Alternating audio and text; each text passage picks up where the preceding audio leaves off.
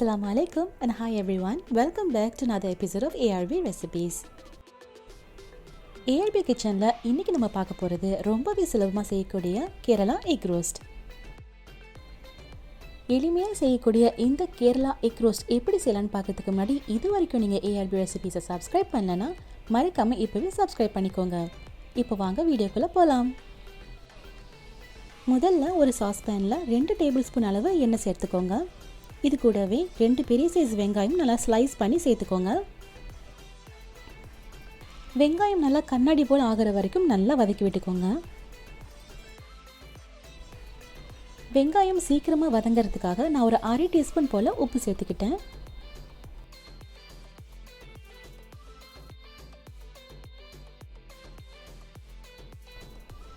ஒரு 1 நிமிஷம் போல் வெங்காயம் நல்லா வதங்கி வர வரைக்கும் நல்லா வதக்கி விட்டுக்கிட்டே இருங்க.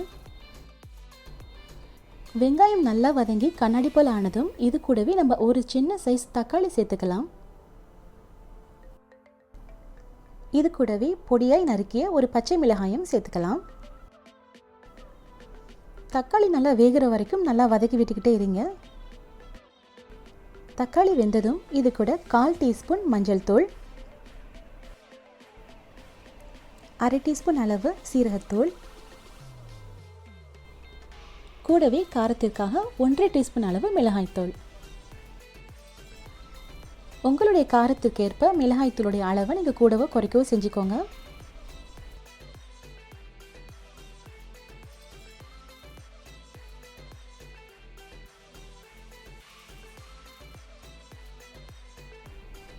நம்ம சேர்த்துருக்கிற மசாலா பொடிஸ் எல்லாமே நல்லா குக்காகி இந்த வெங்காயம் தக்காளி பச்சை மிளகாய் கூட நல்லா வதங்கி வரணும். அது வரைக்கும் நல்லா வதக்கிக்கோங்க.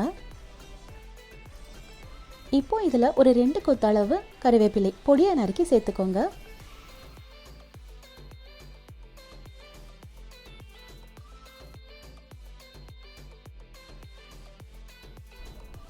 இப்போ இதில் நம்ம ஒரு 1/2 டீஸ்பூன் அளவு மிளகு பொடி சேர்த்துக்கலாம்.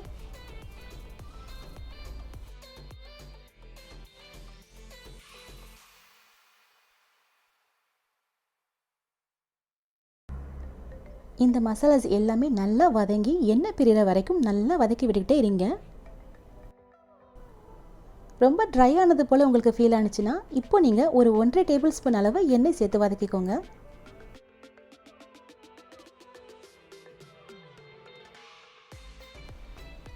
இந்த ரோஸ்ட் மசாலா ரெடி பண்ணுறதுக்கு முன்னாடியே உங்களுக்கு தேவையான அளவு முட்டைகளை நீங்கள் நல்லா வேக வச்சு எடுத்துக்கோங்க. அவ்வளவுதான், நம்மளுடைய கேரளா எக் ரோஸ்ட் இப்போ ரெடி ஆகிடுச்சு.